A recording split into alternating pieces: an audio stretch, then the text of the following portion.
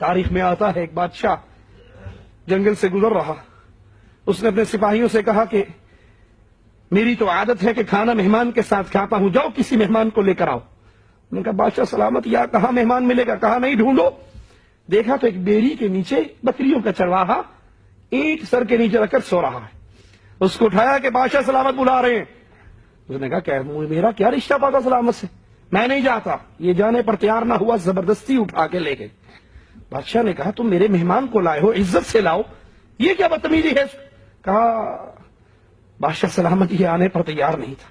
کہا بیٹھو، تمہاری خوش قسمتی ہے کہ آج تم میرے ساتھ بیٹھ کر کھانا کھاؤ گے۔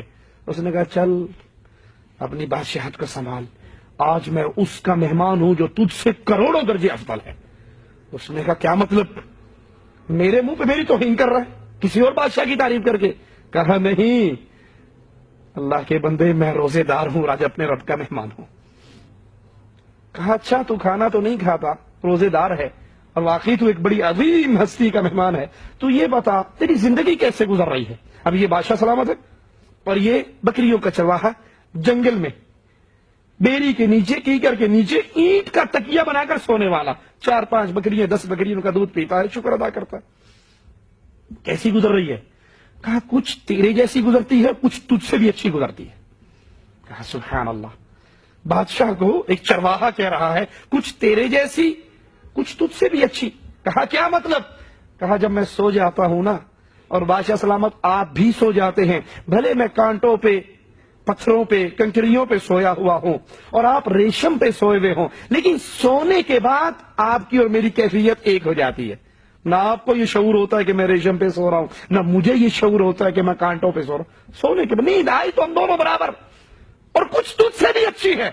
کہا سبحان اللہ، کچھ مجھ سے بھی اچھی؟ کہا ہاں، جب میں اٹھتا ہوں اور تو اٹھتا ہے، تجھے اپنی پوری سلطنت کی فکر ہوتی ہے، مجھے 10 بکریوں کی فکر ہوتی ہے۔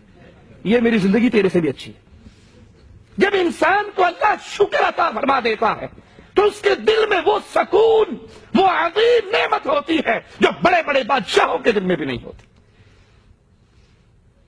ایک اللہ کا بندہ اسی طرح بیت اللہ میں بیٹھا رب سے دعائیں کر رہا تھا، آنکھوں سے آنسو گر رہے تھے۔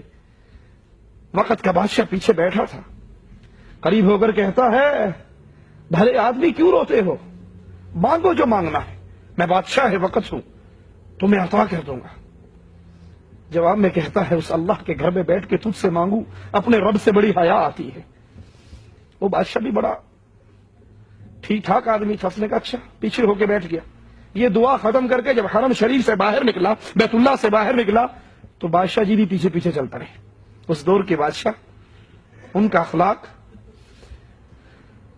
باہر جا کر پکڑ لیا، کہا تو کہتا تھا اللہ کے گھر میں بیٹھ کے تجھ سے مانگوں شرم آتی ہے، اب تو ہم دونوں ہی اللہ کے گھر سے باہر آ گئے نا، کیوں رو رہا تھا؟ مانگ کیا مانگتا ہے؟ کہنے لگا کیا مانگوں، دنیا مانگوں یا آخرت مانگوں؟ کہا بھلے آدمی، آخرت کا میں بھی اللہ کا ویسے محتاج ہوں جیسے تو محتاج ہے، میرے پاس تو دنیا کے 4 پیسے ہیں، یہ مانگ یہ تجھے دے سکتا ہوں۔ کہا اللہ کے بندے، دنیا تو میں نے دنیا والے کے گھر میں بیٹھ کر نہیں مانگی، وہاں بھی آخرت کے لیے ہی رو رہا تھا۔ تو یہ سکون اہل ایمان کو نصیب ہوتا